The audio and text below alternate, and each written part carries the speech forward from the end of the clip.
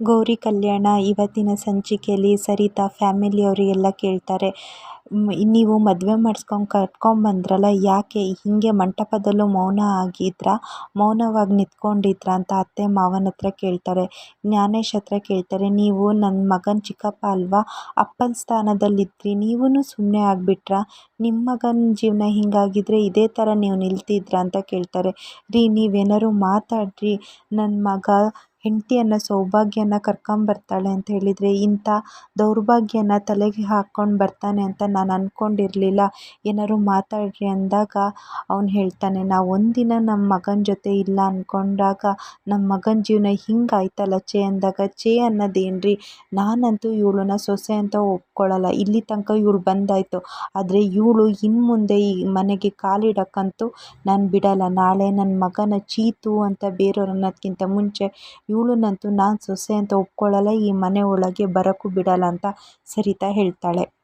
ಈ ಕಡೆ Aniket ಮೋನಿಕನಿಗೆ ice cream ತಿನ್ನಿಸ್ತಾ ಇರ್ತಾನೆ. ಡಾರ್ಲಿಂಗ್, ನೆಕ್ಸ್ಟ್ ನಾವು ದುಬೈಗೆ ಹೋಗೋಣ, ಅಲ್ಲಿರೋ ಬುರ್ಜ್ ಖಲೀಫಾದ ಮೇಲೆ ತುದಿಲಿ ಕೂತ್ಕೊಂಡು ನಿನಗೆ ಐಸ್ ಕ್ರೀಮ್ ತಿನ್ನಿಸ್ತೀನಿ ಅಂತ ಹೇಳ್ತಾನೆ. ಅಷ್ಟೊತ್ತಿಗೆ ಓ ನೈಸ್, ನೀ ಎಷ್ಟು ರೊಮ್ಯಾಂಟಿಕ್ ಅಲ್ವಾ ಅಂತ ಮೋನಿಕಾ ಹೇಳ್ತಾರೆ. ಮತ್ತು ಇಷ್ಟು ಇರೋಕ್ಕಿಲ್ಲದೆ ಆಗುತ್ತಾ ಅನ್ನೋಗೂ ಆ ವಿವೇಕ್ ಯೋಚನೆ ಮಾಡ್ತಾನೆ. ನಾನು ಎಷ್ಟು ದೊಡ್ಡದು ಸಿಚುವೇಶನ್ನ ಮಾಡಿ ಬಂದಿದ್ದೀನಿ, ಆದರೆ ಮದುವೆ ಮನೆಯಿಂದ ಯಾವುದೇ ರೀತಿ ಏನು ಅನ್ನಿಸ್ತಾನೇ ಇಲ್ಲಲ್ಲ, ಏನಾಗಿರ್ಬೋದು, ಇಲ್ಲ ನಾನೇ ಏನಾದರೂ ಸಿಕ್ಕಾಕೊಂಡ ಅಂತ ವಿವೇಕ್ ಯೋಚನೆ ಮಾಡ್ತಿರುವಾಗ ಮೋನಿಕಾ ಕೇಳ್ತಾರೆ, ಏನು ಯೋಚನೆ ಮಾಡ್ತಿದ್ಯಾ, ಇಲ್ಲ ನಿನಗೆ ಯಾವ ಡೈಮಂಡ್ ನೆಕ್ಲೆಸ್ ಕೊಡಿಸ್ಲಿ ಅಂತ ಯೋಚನೆ ಮಾಡ್ತಿದ್ದೆ ಅಂತ ಅನಿಕೇತ್ ಹೇಳ್ತಾನೆ. ಸರಿತಾ ಕೇಳ್ತಾರೆ, ನೀನು ಯಾಕೋ ತಾಳಿ ಕಟ್ಟಿದ್ದೆ ಅಂತ ವಿವೇಕ್ ಹೇಳ್ತಾನೆ.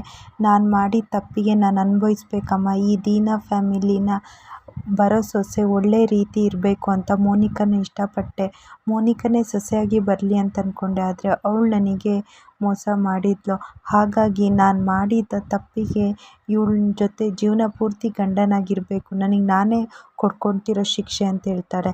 ಅಷ್ಟೊತ್ತಿಗೆ ಸರಿತಾ ಇದ್ದವಳು, ಸಾಕು ನಿಲ್ಲಿಸು, ನೀನು ಯಾಕೆ ನಿನಗೆ ಶಿಕ್ಷೆ ಕೊಟ್ಕೊಳ್ತೀಯ, ಅತ್ತೆ ನಾನಂತೂ ಇವಳನ್ನ ಈ ಮದುವೆನ ಒಪ್ಕೊಳ್ಳಲ್ಲ, ಇವಳನ್ನ ಸೊಸೆ ಅಂತ ಒಪ್ಕೊಳ್ಳಲ್ಲ, ನಾವು ಇವಳನ್ನ ಮನೆ ತುಂಬಿಸ್ಕೊಳ್ಳೋದು ಬೇಡ ಅಂತ ಹೇಳ್ತಾಳೆ ಸರಿತಾ.